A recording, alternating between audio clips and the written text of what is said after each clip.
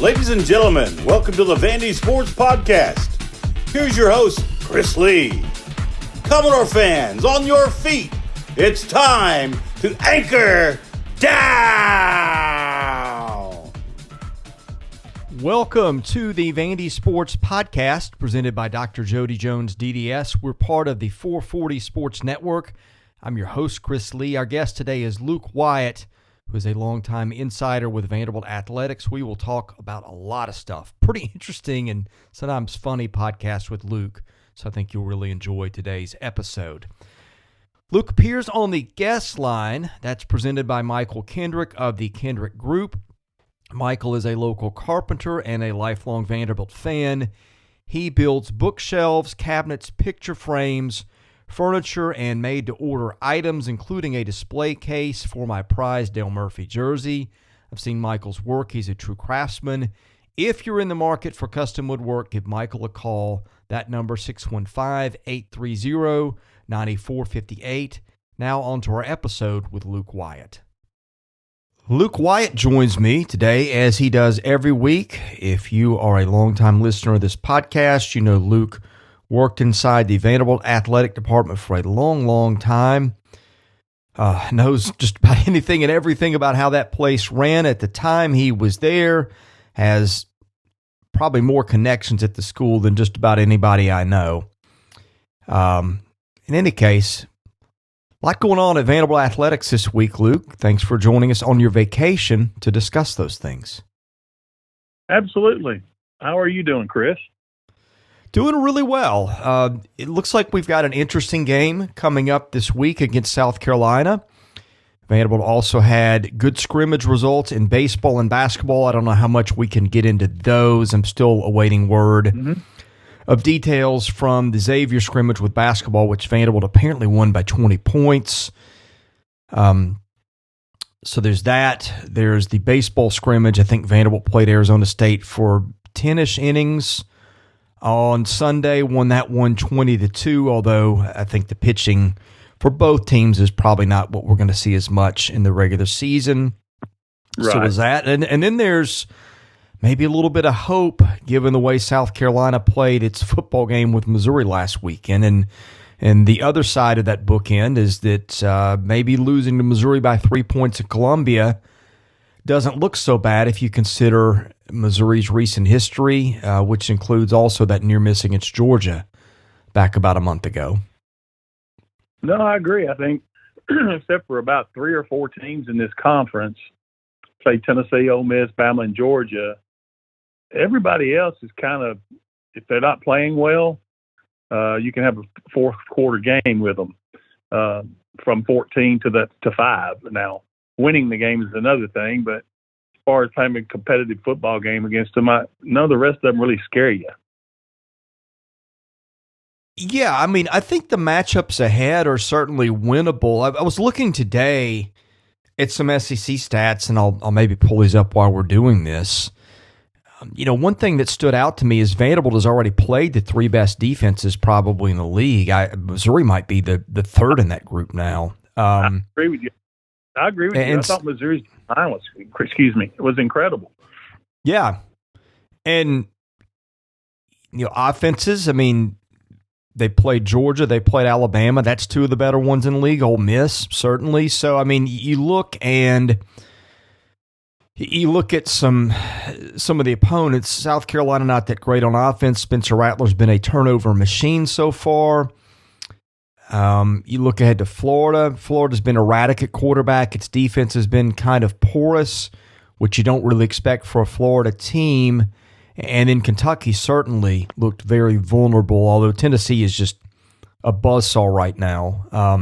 And so you got to make that clarification. But, yeah, I mean, there's some weakness in some teams ahead on the schedule. That doesn't mean Vanderbilt's going to win. I think it's still got an uphill battle in all those games. But the point is you compare what is ahead to what is behind, and it should get a lot easier. I think a lot of that now is just going to depend on how the Commodores come out of the bye week. And as you mentioned before, coming to the Missouri game, what is that body language like?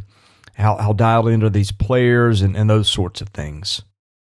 Right, and you know, I think about Florida, especially how they approach our games a lot of times, especially if it's an 11 a.m. kick. A lot of times we've played Florida those 11 a.m. kicks, and they're not ready to play, and we've either been ahead at halftime or, in fact, we've been way ahead before at halftime and lost them. But if you can catch them early and punch them in the mouth, a lot of times Florida doesn't care about playing us by that time of year because they don't really have anything to gain. Yeah, and I think with Billy Napier, that's probably a little bit different. But yes, we have seen it play out that way before. Right.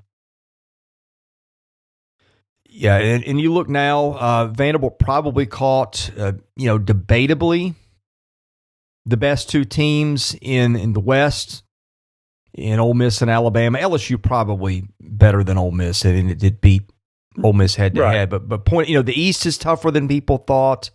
I mean, this schedule we knew going into the season was going to be tough, but ESPN's FPI's got the schedule they played at number one, I think, in the country. It has to be. I can't imagine anybody's schedule being tougher than what we've had to do. Yeah, I mean, even the games with Hawaii and Northern Illinois where they were, not going to say built-in wins, they were actually underdogs in the NIU game, were on the road.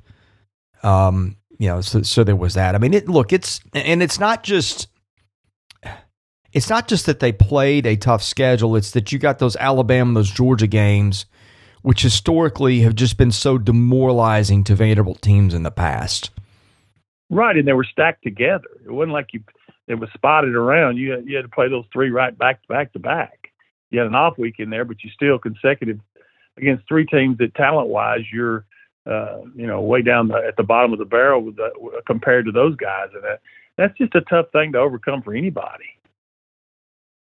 Well, what are you looking for in the final month of the season? How much of a shot do you think Vanderbilt's got to pick one of these teams off? What else of interest? And, of course, you've got a lot of experience to draw on before with seasons that weren't going well. And, you try to find your motivation in November.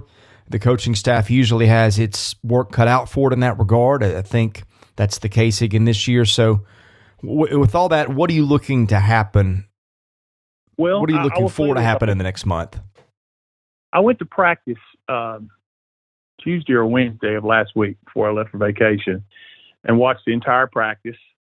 It was thud. It wasn't, live or anything, but I was amazed at how spirited it was. It was kind of like a week one or week two of practice to me. And I was really kind of surprised by that. I felt like the kids were loose and having a good time and trying to get better. And, I feel like they're actually in an okay spot. I think these last few games, except for probably Tennessee, because their offense is just clicking on all cylinders, except for that game, the rest of them could be similar to the Missouri game.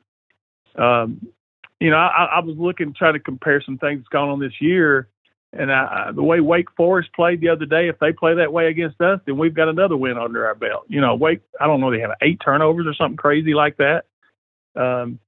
So it doesn't. Every Saturday's so different. You have no idea who's going to show up with not just Vanderbilt, everybody. South Carolina could come out, lay it on the ground 2 or 3 times, and we could be up 14 instead of down 14-0. So I feel like every game except the UT game should be ultra competitive if we do our part and we don't turn it over a bunch or something. That it could be fourth quarter games. Why has that South Carolina game been so tricky? I don't think Vanderbilt's won that since 2008. And look, no. I know the obvious answer is South Carolina most years is better, and I wouldn't dispute that. But there's been a few years where it's not been that way. The Sean Elliott interim year, Vanderbilt went to Columbia and just played about as poorly as you can in a game that nobody wanted to win, and Carolina won. You look right after that was when Spurrier had it rolling, and so I get those. But, I mean, there have been years Vanderbilt had as good, maybe a little better team or was right there in the ballpark with a chance to win and just laid an egg. And, including last year, had the lead with, a minute left and blew it. So how do you explain Carolina's stranglehold over Vanderbilt in this series? I don't think you can explain it. There's always a team, other than, of course, the teams that are just always better than you, that you just seem to struggle with. And South Carolina is just we just can't get over the hump with those guys. I don't know why. I remember beating them when they were 6th in the nation. Maybe that's the last time we beat them. when Bobby Johnson was here, and we won at South Carolina with Mackenzie Adams at quarterback. So the last time we did beat them, we weren't expected to beat them. It's kind of like in the 90s, we owned Kentucky. We could not lose to Kentucky. I don't care if we played poorly. We still beat Kentucky back in the 90s. It was crazy. I think we won like 5 in a row against them. So there's nothing you can point to that explains that, except for the fact that they just got a little bit of a jinx on you. I really don't know. I don't think there's anything you can say that explains it. Yeah, they've beaten Carolina once since then. I remember the game you were talking about. Carolina was ranked top 10. Maybe, I don't think they were top 5, but it was top 10. It ended up not being a very good Carolina team. I think that team was 5-0 and ended up 6-5. Vanderbilt pulled a road upset in an ugly game, and then Vanderbilt beat Carolina. It was 2008. Chris Nixon was the quarterback. Man, I'd forgotten all about that game, but I think that's the last one they got. I think that's when Jared Cook was playing at South Carolina. I'll look that up. I'm pulling the box score as we speak, but I believe that was the last time Vanderbilt beat Carolina. I can remember the one game that probably ticked me off more than any of them, and I'm not going to remember the kid's name that played quarterback for South Carolina, but he was a highly recruited kid that was like an option type quarterback that really was more of a receiver, and he played quarterback the whole day and was filming it. And I was like, man, no way we should have lost that football game. That's if you play it 10 times, we would have won 8 of them, I think. But we've had some real frustrating meetings with those guys, and I'm hoping Saturday all that gets washed out of the way. How have coaches in the past been able to get teams motivated in this scenario? Does more often than not, does it just fall apart, or did you have a lot of coaches that you saw that were able to get teams motivated down the stretch? Well, ironically, one of the best teams in the second half of the season was one of Watson Brown's teams. We had started the season, I want to say 1-6, or maybe 1-7, and won every game going into the Tennessee game and lost it, but we won like 4 in a row. And we were sitting in a situation that was even worse than this. We were like I said, 1-7, and we beat Maryland, Rutgers, and an SEC team, either an Ole Miss or Kentucky, all in a row. So that's the thing. And I remember there was nothing magical about that. It's just whether or not the kids still have, number one, confidence that they can still win a football game, which I think Missouri gave them that. Even though we lost, I think they see, hey, look, we can play with just about everybody in this league, with the exception of the ultra-talented ones. And I think that's the key. I think they look at South Carolina, and even though we've lost a bunch in a row, I think in their mind they think, well, South Carolina is South Carolina. They're not that much better. And then they look at this score. Kids do look at scores. They're going to look and say, okay, Carolina just got beat by Missouri a lot worse than we did this past weekend on their home field. So, yes, we can beat them. And if they come out with that mindset, play well, don't turn the ball over, we'll have a great chance. And I do think that motivation-wise, I think they're smart enough to know this is a process. I know people get tired of hearing that, but it is. We're right in the throes of it. We're in one of the toughest times of rebuilding a program that was flat on its face. And for these kids to still be playing hard like they did in the second half and hold Missouri to 0 points in the second half last week, I think that tells you a lot about the character of some of these kids. Well, if people didn't see Carolina, Missouri just dominated the first half of that game. I think total offense at one point was in the ballpark of 250-50. Rattler was awful, which he's been a lot of the season.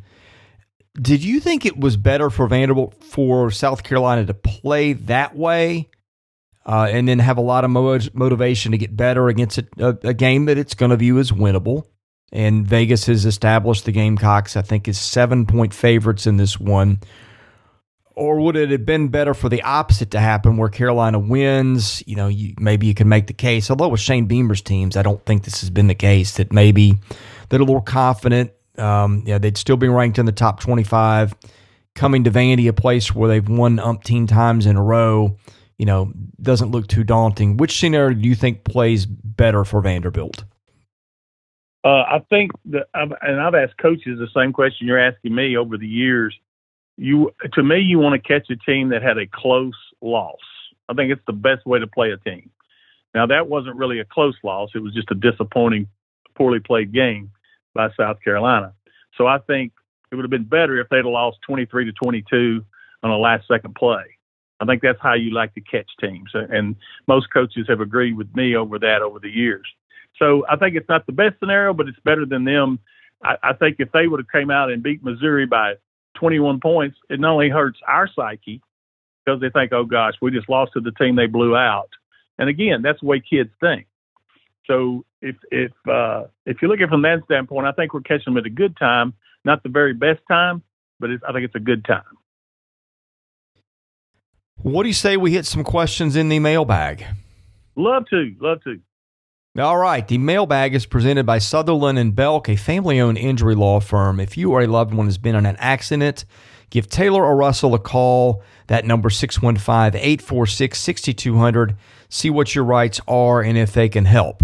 Okay, VU Wars asks, Luke, I know you've been positive about Clark Lee's approach to building the program, but if you're the AD and we lose out for the season without an SEC win, you start worrying about whether the program can make the improvements it needs to make. Well, when Clark was hired, let's go back to the very beginning. When Clark was hired and I knew where the program was, I said to myself, 2-3 years of struggles. When I say struggles, that means 0 to 1 conference win, possibly 2 by the third year. And I think that's where we are. I think we're in the position now where we could win a conference game at any time against half of the conference at least. And I also think we're at this position where we could lose them all. So I don't think after this year there's any change, in my opinion, of Clark and what we're trying to get accomplished over there. My worries would be if there's some kind of something not happening, and I mentioned this last week, if they're not following through on promises and that type of thing, which I don't think they are. And I don't think Clark would lie to me. He tells me, Luke, everything, the process is obviously not going as fast as we all want, but that they're coming through with everything they promised. So if that's the case, I think we're okay.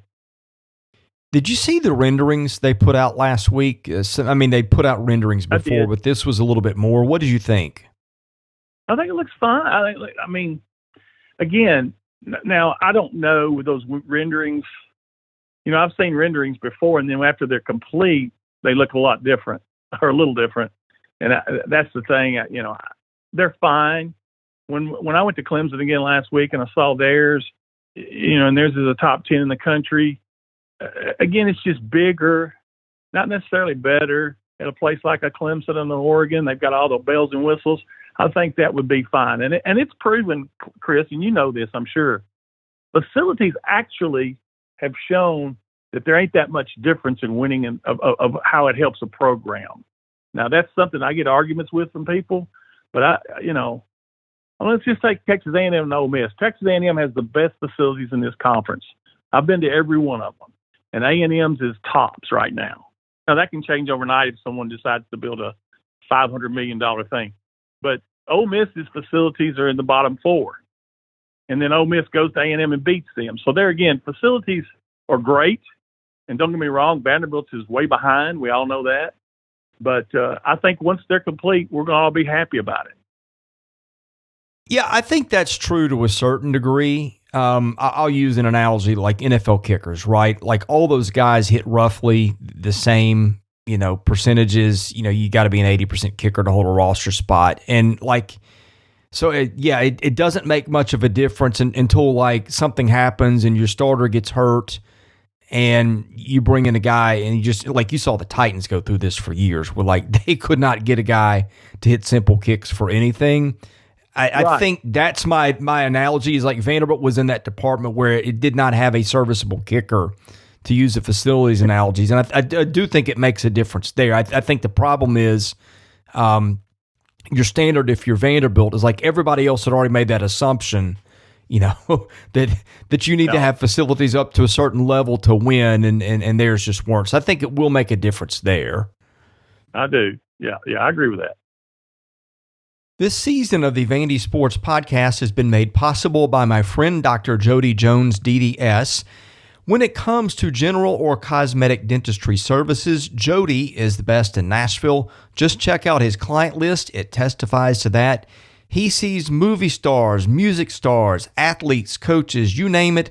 Jody is the dentist of choice for stars in Nashville, but he sees regular folks like you and I as well. What people love about Jody's office is the ambiance. It's relaxing, it's friendly. Someone described it to me as a tooth spa. Whether your needs are general or cosmetic, go see Jody today. Call him 615-270-2322. See him at 55 Music Square East, not far from downtown or the Vanderbilt campus. Jody is a former Vanderbilt football player and a huge Commodore booster, so go and talk Vandy sports with him while you're there. Go see Jody Jones today. Thank him for his support of this podcast, because without it, this season would not be possible.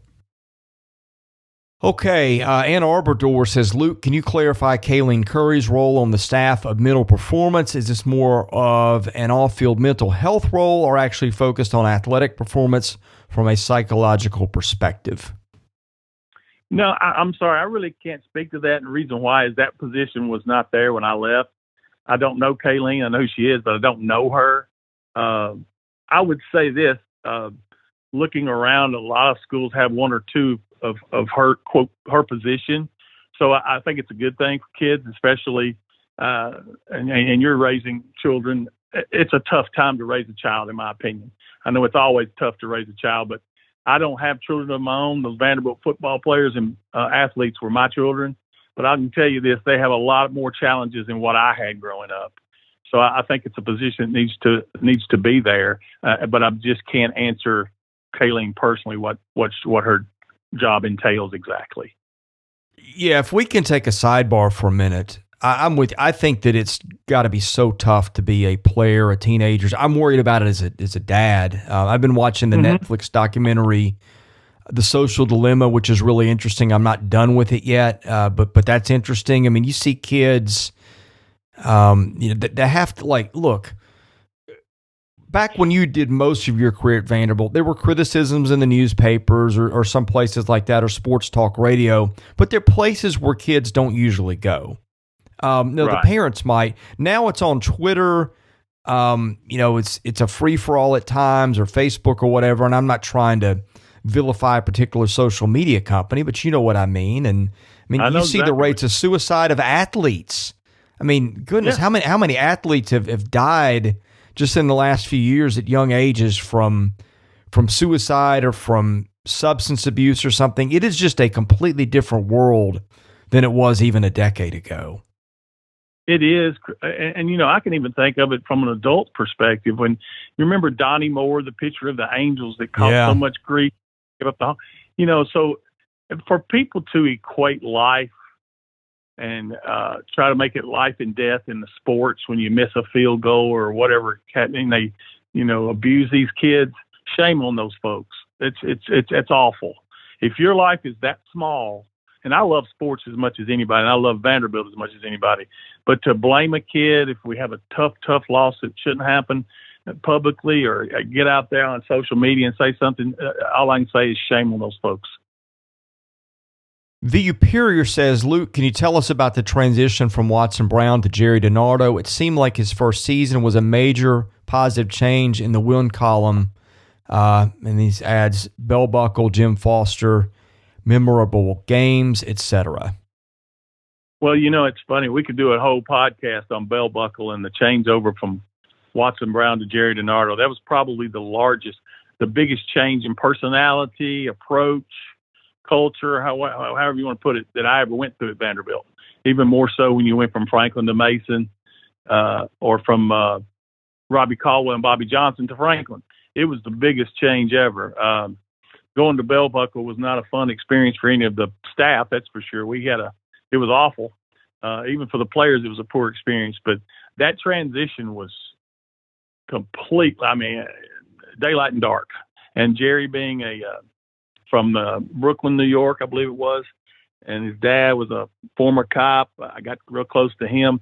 Jerry ran with an iron fist, very similar. I would say if you had to compare coaches at Vanderbilt, James Franklin and Jerry DiNardo were closer to each other than anybody as far as their approach and the way they conducted themselves on a daily basis with the players.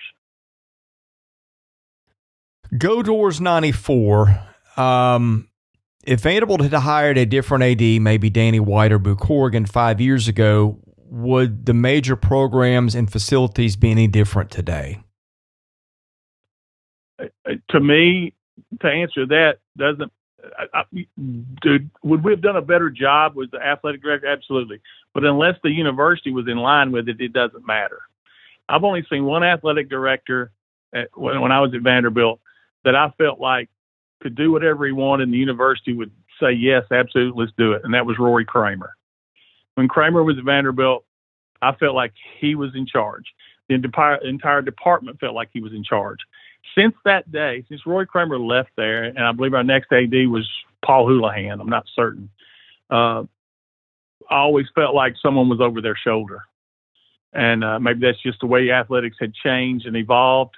But it all goes back to campus. If the board of trust and the chancellor aren't in, it doesn't really matter who the athletic director is sometimes. This is a good sidebar. You were telling me a story. I don't think we did this on podcast about a certain big donor who was coming to visit, and some, I guess, shuffling behind the scenes when that was going on to kind of hide what was going on in terms of how poor things had gotten. I don't know if you remember the story I'm discussing, but if you do, this might be a good time to share it.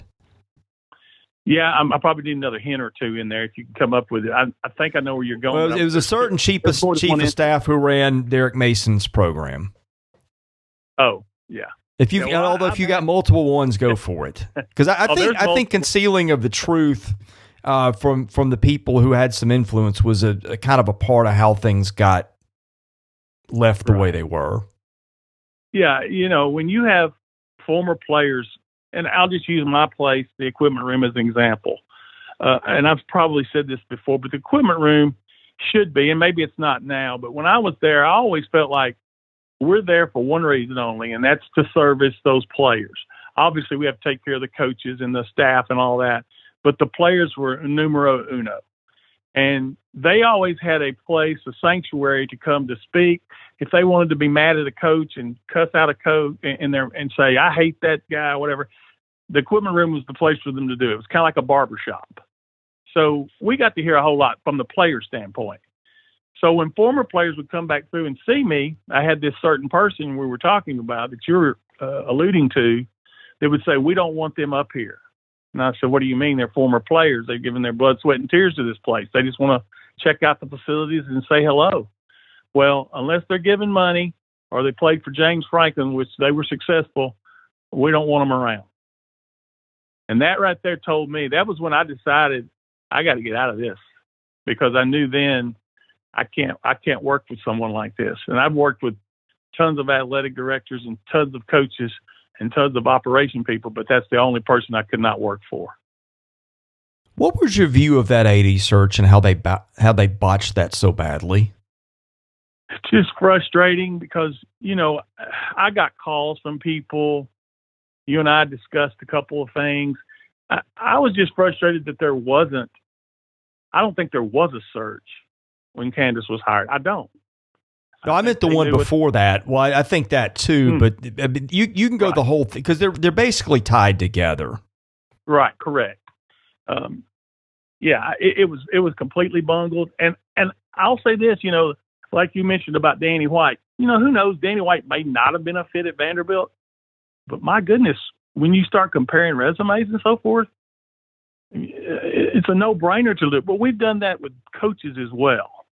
I know a certain women's basketball coach that would have crawled to Nashville to be the coach. And you and I think you know who I'm talking about, a friend of ours. Well, there's two names that come to mind. I think I know the one, and the one that you and I know has never been made public, and we kind of got that on the, what do you call it, the premise that it would not be made public. Correct. But look, our women's basketball program, if Tennessee had not been in this state, in Pat Summitt, our women's basketball program was a top 10, top 15 program for a long, long time. And to have to replace it with someone that we did and then go to someone who had no experience hardly, who was a WNBA person, there was no reason for that. There was other agendas at play besides winning basketball games. And that's the part I can't handle. The first thing, you can't tell me it's a great college experience for someone without the experience of winning. Kids want to win. That's why they come here. It's not because they have a political agenda or whatever it may be. Yeah, it's been about a decade since they won in women's hoops. I don't follow it that closely, but that used to be like clockwork. They were in the Sweet 16. Sure. Give or take a round. Sometimes they'd lose in round 2. Sometimes maybe they'd go Elite 8. But that was about as consistent as you could get, and it's been a long time since the program has even sniffed that territory. Yes, when Melanie left, and even Melanie had success early on. Oh yeah, but a lot. Similar to Derek Mason, the success they had, like Derek's beating Tennessee and going to a couple of bowls. When you see that it's no longer there and the effort's no longer there, and I do mean effort, that someone's just like, okay, I'm gonna ride this out. I got the rest of my contract, then I'm done. That's when you got to cut bait, and we don't do that. Our history is we let it go too long. I think we did it with Jan Van Bredikoff in men's basketball a year or two too long. So we have a history of waiting too long to make a coaching change. Is that where it fell apart for Melanie? Again, I wasn't that close to it, but was it just a matter of effort at that point? Is that why that it went off a cliff? So. I think so. She had a ton of turnover in her coaches. You could just, it's funny, and I watch body language a lot. I'm a big believer in how someone carries themselves and body language. If you look at her first few years, she was so into the game, very active on the sideline. It got to where she was like a statue with her arms crossed the last 2 or 3 years. And that was because she was done. And she was either not interested in Vanderbilt. She had other things going on in her life. And that's the other thing. I'm not trying to be critical of Melanie Balcom necessarily. The fact is Vanderbilt has to make those decisions. When they see that happening, they've got to make the move. I don't blame Melanie for getting her paycheck and staying at Vanderbilt. I blame the athletic administration for not seeing it earlier and taking care of it. Okay, Raiders 1967 says, Luke, last week you spoke about the fact that every aspect in which you could measure Vanderbilt football was at an all-time low when Clark Lee arrived, including morale. You mentioned that the preceding Coach Lee's arrival, players and parents of players had been posting on social media about the situation. What can you tell us about how Clark Lee has performed during recruiting visits by high school players when he stepped into that environment? What do you hear about the interaction of Coach Lee and his staff with recruits? Okay, I can speak to this one very well. I went to several of their football camps, and because I had friends that had kids in those camps, two of them from out of state, 3 of them from the state of Tennessee, and their experience and what they told me afterwards. I have a kid who is a sophomore at Page High School, who's a friend of mine, that I went to watch him at the Vanderbilt camp, and he said, Luke, I was so impressed because at the end of the day, he's the only head coach, and he had been to 7 other camps, the only head coach that came over and shook his hand and said hello to his father and the kid. So I think Clark has done everything he can in that respect. I'm just giving you one example. The other kids said the same thing. They all had a great experience. They said the same thing, that there's obviously facility improvements that they're looking at and all that the other schools were ahead of Vanderbilt on. But that as far as the way they were treated and the people, it was the best experience they had. One of the kids, in fact, was not even considering Vanderbilt until he came to that camp. He just came because he lives here, and afterwards said, put him at the tape. He bypassed 6 teams and said, I want to play here when I get, if I get recruited here, because I'm a sophomore. He's a sophomore now.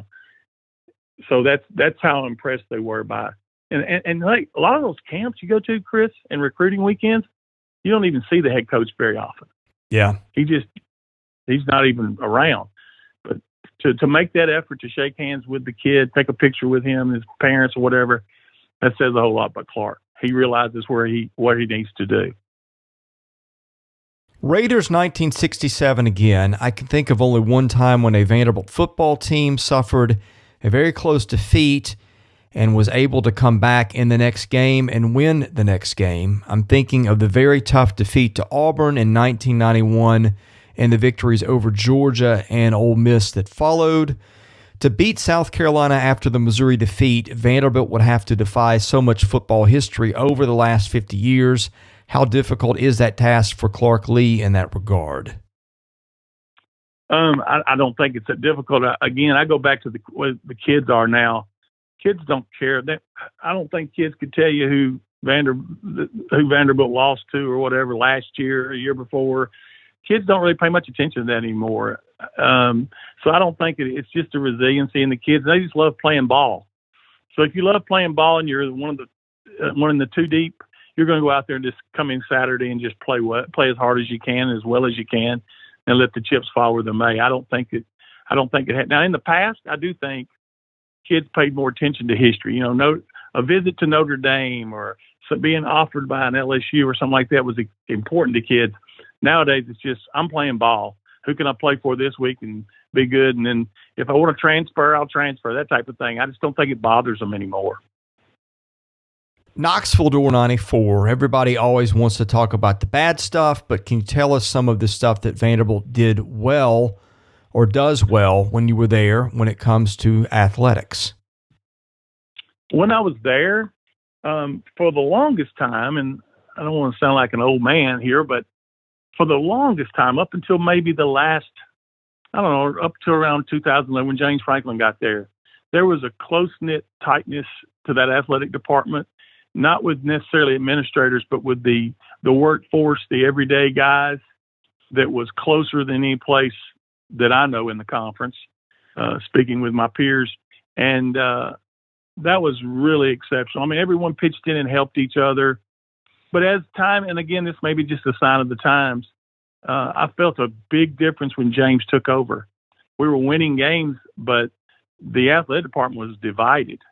You never saw anyone come by football. It was like football was in its own little world, and we're better than you down here on the other end of the building, and it stayed that way up through Derek Mason. Interesting. Yeah. Okay, go towards 94. What were your 5 favorite football wins at Vanderbilt you witnessed in person, and then the most painful losses? Oh, gosh, there's so many on both sides of that. But obviously, any win over Tennessee, because you know how I feel about Tennessee. Any win over Tennessee was great. So let's put all of them tied for first. After that, the Auburn win here when we had game day at Vanderbilt with Bobby Johnson. In 84 when we won at Alabama at their homecoming. First time they had lost at homecoming since 1922. That was an incredible feeling coming off the field. Got hit with a chicken bone and a Coke can, but it was a lot of fun. Beating Florida in that same year when we recovered a ball and a fumble in the end zone, beating Florida 31-29. Those are some of the great wins. Losses, the 79 loss to the Citadel when we went 1-10 that year, and Stump Mitchell ran for like 200 yards against us. That was tough. One of the losses to MTSU, the loss to Temple that everyone talks about. Those are the 3 of the toughest losses, probably.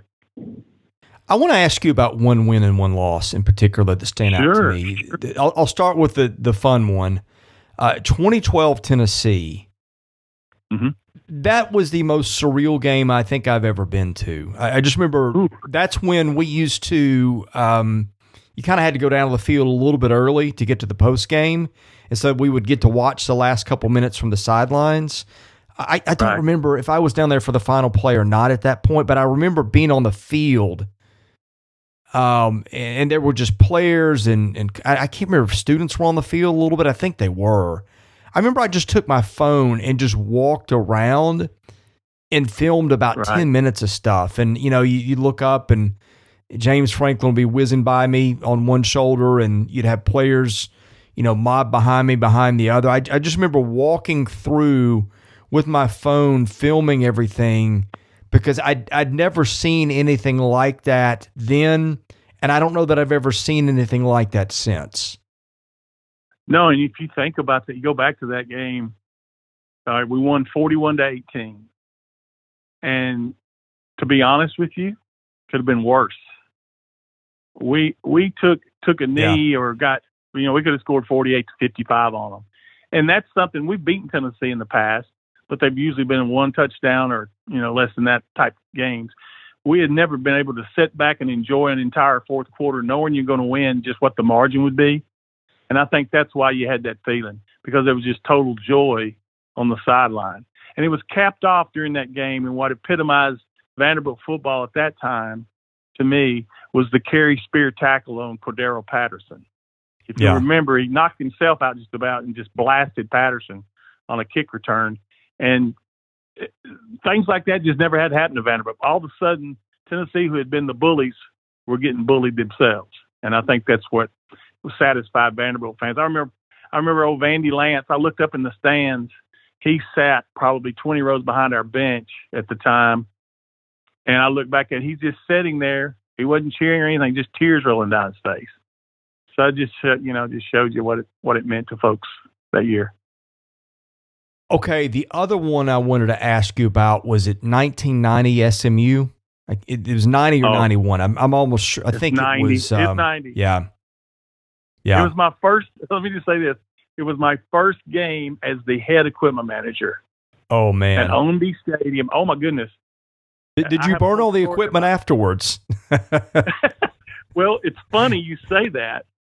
We played at Ownby Stadium, and their setup at the time was horrible. You had to push everything about 150 yards from a locker room that was a soccer locker room, I think, to the field. And they gave you two different locker rooms. So we had to dress the offense in one side, the defense in another.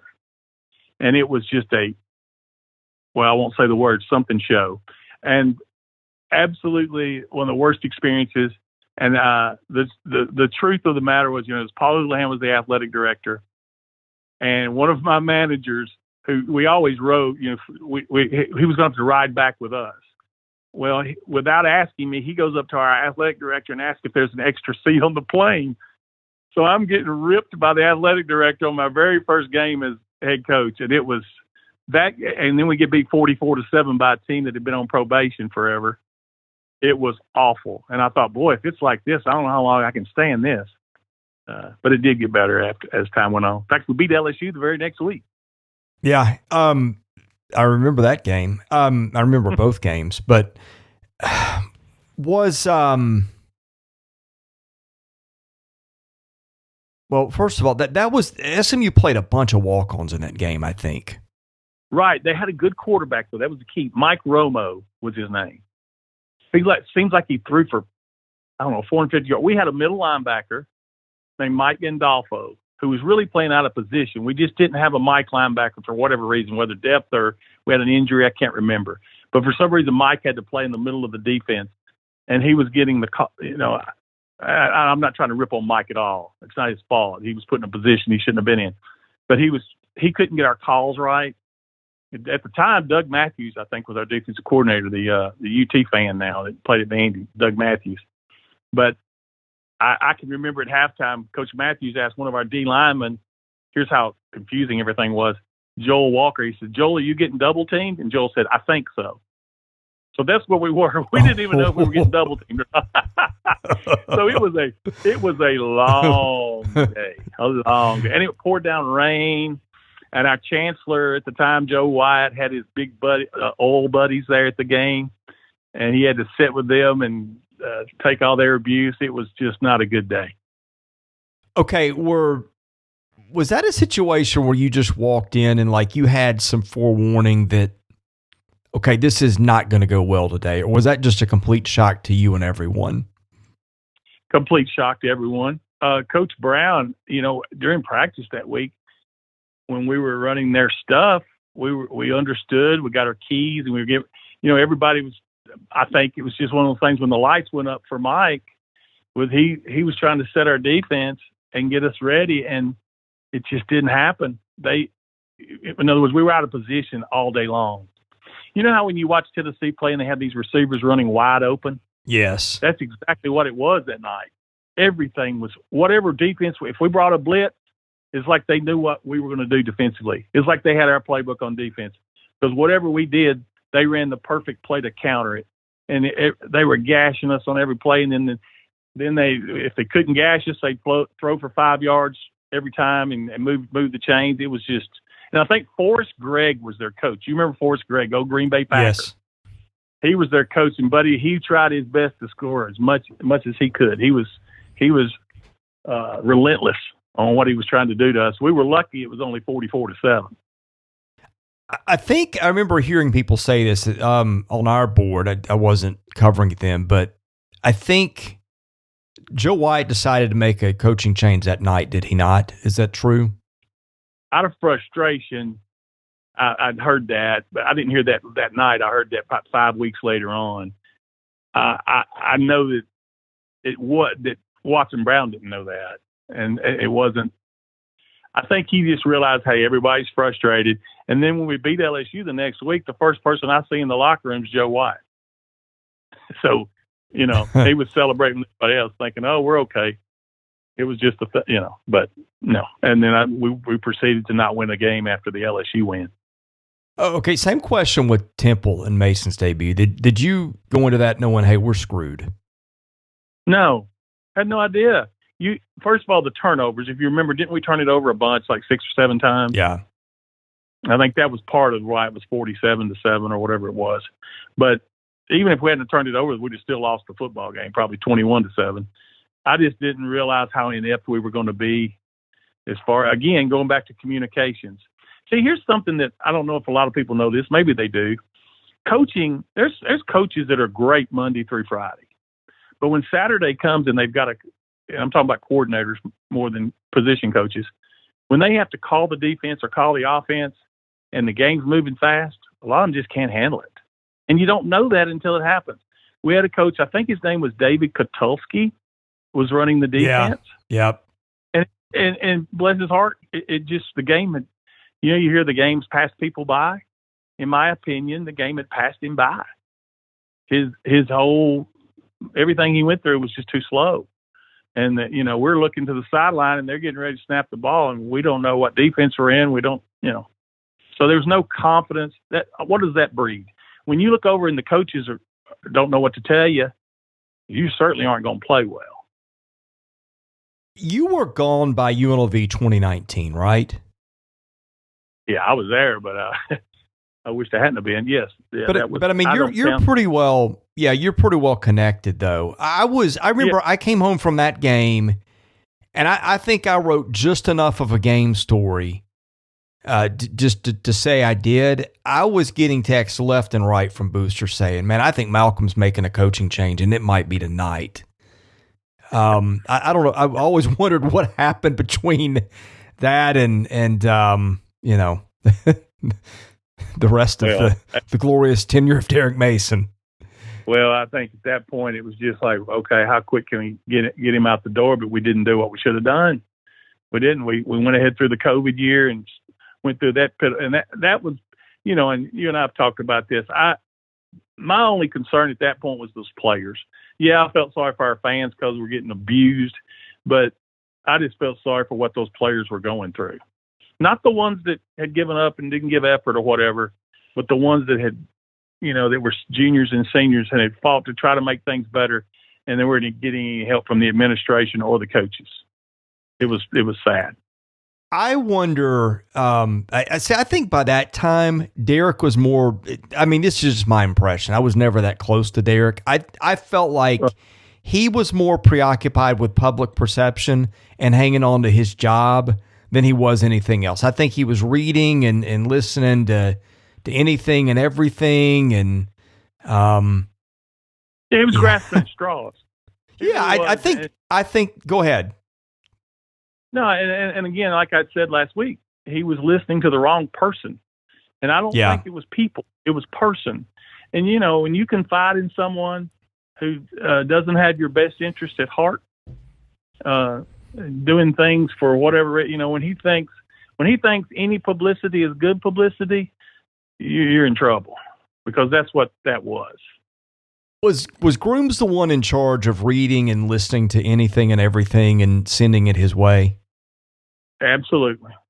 Yeah, I remember. I always felt like that rant after the Missouri game was directed somewhat at me, because I like I said, the week before was the UNLV game, and based on the texts I was getting and stuff people were saying, I thought he isn't going to be the coach next week. And then he wins the game, and he's very angry afterwards with Don Davenport and don't question me and everything. The other moment that I got was he got really hot with me. This was about a week or two before the Georgia game to open the season. I got a phone call on a Sunday from him that I had dropped the tidbit about Devin Cochran being hurt in our war room, and he was furious with me over that one. Well, I'm just thinking you're focusing on the wrong stuff. Go manage your team. Exactly. Why in the world do you care about that? With all the problems you got with your football team and trying to win a football game, and you're concerned with that? I mean, yeah, that's silly. That's just silly. And that's why he should have been gone. I mean, he should have been. And again, I don't have anything against Derek as a person. I told Derek before I left that he's making a mistake allowing this person to make all these decisions. And he tried to defend him, say, well, he's young. He's going to make mistakes. We all make mistakes. He's just young. He's learning. And I said, well, Derek, I totally disagree. We just, how in the world? I've been around the place 40 years, and I've been able to work with and for everybody that's been in that building except this one person. So where do you think the issue lies? Yeah. The other coach that was like that was James Franklin, and it was for completely different reasons. I think James was stalking the next job, and he didn't want anything that made him look like less of a coach. And the story. That's why he got furious with me over including in a game story that that Missouri's quarterback had gotten hurt. Back when they remember the game, I think it was 19-12. They won on the road. James Franklin from Missouri got hurt. Corbin Bergstresser came in. I mean, he couldn't throw it in the ocean with either hand.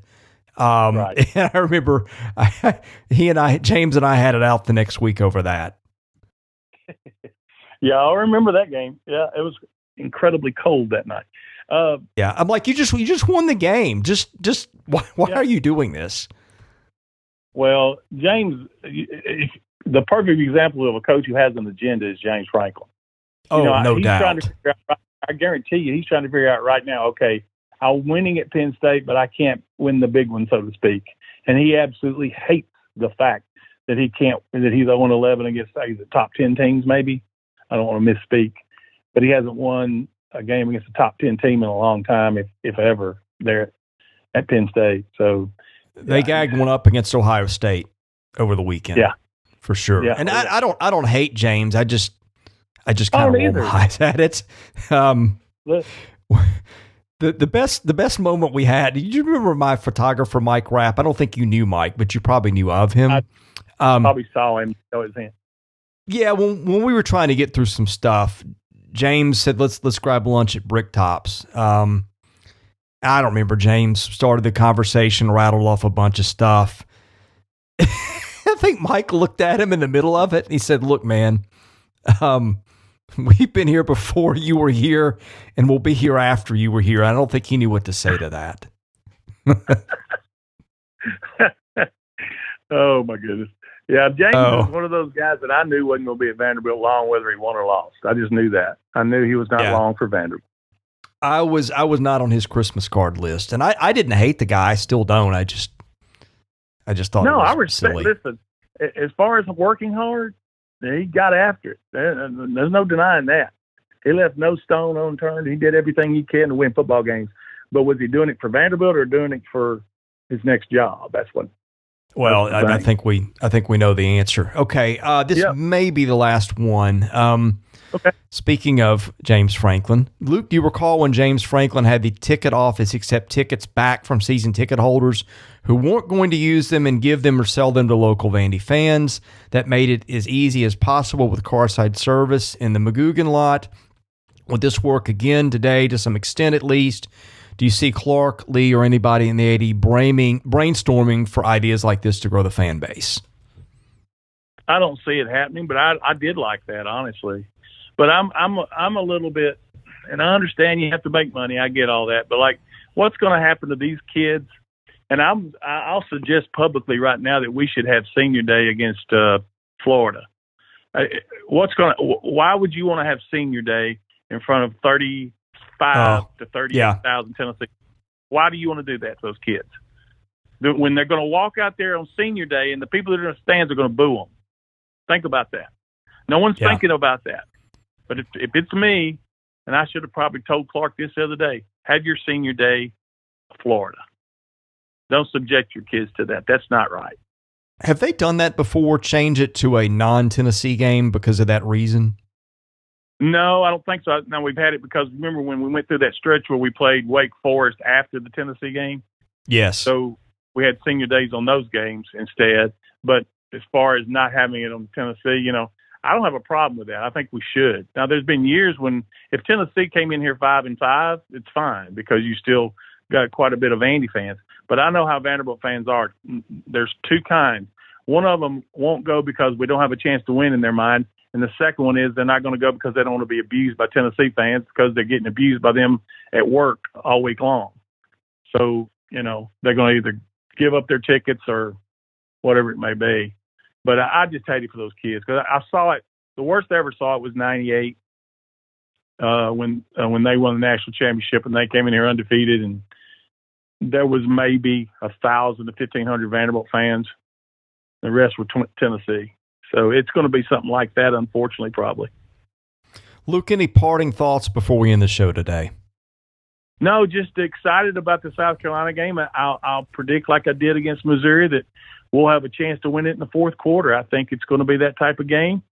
I didn't think we were 14 points worse than Missouri, and I think this is a one-score game either way, should be. So if you're a true Vandy fan, get out and support them because, again, I've always said this, our kids don't get home games. So you have a chance if you're a Vandy fan to help that. I don't think South Carolina will bring a ton of folks. They'll bring some because it's Nashville and they want to party on Lower Broad. But if you want a ticket and go to the game, come see them. I've got a previous engagement. I won't get there till probably right at halftime. But I'll be there. And hopefully when I get there, we'll be up a touchdown or two. Hey, Luke, thanks for joining me on your vacation, and I look forward to catching you next week. All right. Thank you, Chris. Goodbye, everyone. Thank you for listening to today's episode. We thank our presenting sponsor, Jody Jones DDS. We thank our other sponsors, Sutherland and Belk, Michael Kendrick of the Kendrick Group, and MyPerfectFranchise.net. If you're interested in sponsoring this podcast, and that's how we make this work, please email me at chrisley70@gmail.com. We also ask that you subscribe to our website, vandysports.com. That is $99 a year. You get things there that you don't get here. And of course, please rate, review, and subscribe where you see our podcast. That helps us get noticed. Be sure to follow us on Twitter at vandysports.com. Follow me at chrisley70. And finally, subscribe to our Vandy Sports YouTube channel as well. Thank you for listening to the Vandy Sports Podcast, which is part of the 440 Network. I'm your host, Chris Lee. We'll catch you with another episode coming very soon.